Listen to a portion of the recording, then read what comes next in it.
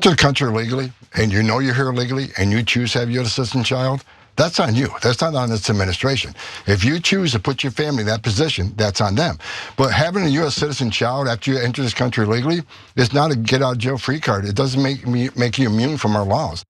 After Tom Homan denied last month deporting two U.S. children with their mother back to Honduras, a new report from the Daily Beast reveals another case of U.S. citizen children being deported.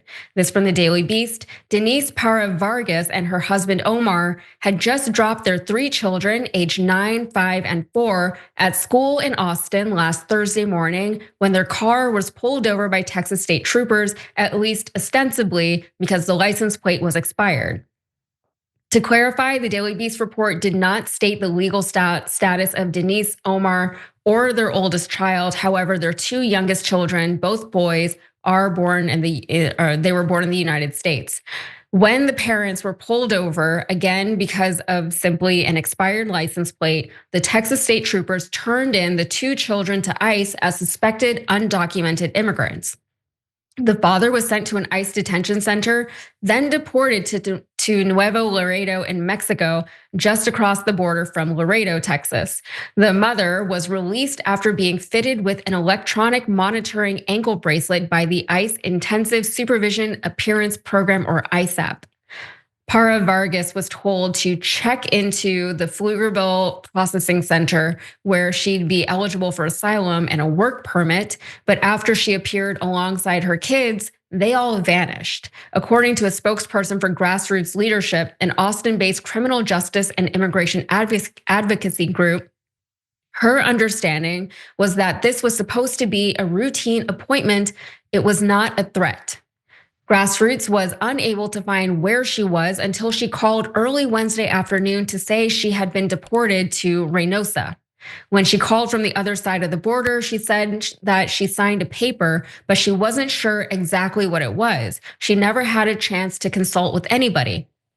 Any efforts from our end to be able to advocate for her release, or even for our legal team to be able to work on her release, none of that was possible because we weren't even able to locate her. They were taken from their home without the chance for them to even grab any of their belongings, like any toys, any clothes, anything that they might need for their day-to-day lives. They don't have any of that, and that's just including the material possessions. There also is the long-term psychological damage. So I think the psychological damage, I'm so glad that they mentioned that, because a lot of times whenever we discuss these stories, you think about the legality of it. And it is very easy to overlook the human aspect to these stories. This is a life, a small life, a young life that is being so disrupted in such a way that even if they end up back in the United States, who's going to take care of them? All these things, right? Their very stability, right? That bottom tier of the Maslow hierarchy of needs, right? All of that is disrupted, and it's going to take a lifetime to overcome, right? I think people underestimate how damaging these type of situations can be, how traumatizing they can be to witness. And I've never experienced anything like that. This is just empathy, right? Which I'm told is not a good thing to have these days anymore.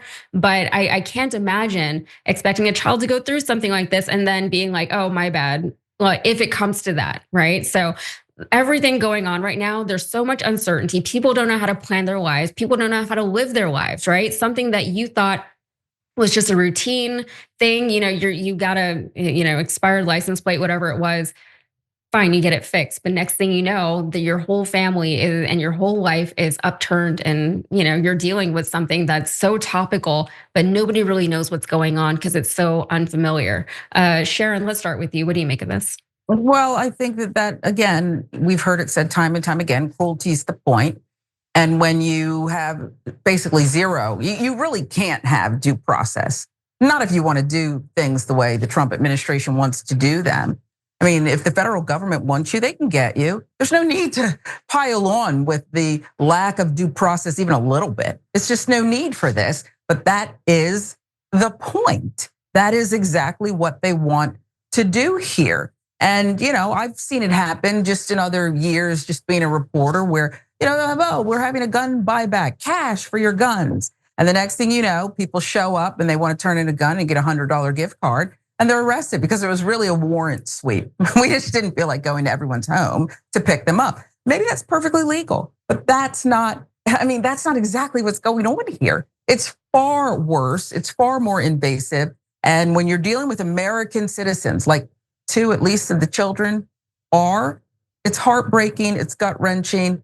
But in order to have empathy, you have to see them as human. And I don't believe you're able to carry out some of this stuff if you believe they're human. Yeah, you have to completely break from all of that. You have to separate yourself emotionally from that, or that part of you just never existed. All right, what are your thoughts, Waz? Just to echo what Sharon was saying about the cruelty being the point. In this case, like it's explicitly is. Like we know that Stephen Miller, part of the policy is that they need a certain amount of quote unquote self-deportations. So they have to advertise some of the most cruelest and grotesque visions for deporting folks that they could possibly come up with, so that people hear about it and either leave on their own or end up not coming at all in the first place. Because we know Obama did plenty of legal deportations on his own. Biden did plenty of legal deportations on his own. And Trump right now, he's net less deportations than Joe Biden. This guy promised mass deportation. He knows he's not delivering on this. So they have to advertise the most disgusting and ghoulish elements of their deportation regime. It's a joke. It's very sad to see. It's scary because it's so unreal. You know, you can't even wrap your head around some of the things that they're coming up with, because what kind of normal person would even think to do most of this stuff, right? Every time you ring the bell below, an angel gets his wings. Totally not true, but it does keep you updated on our live shows.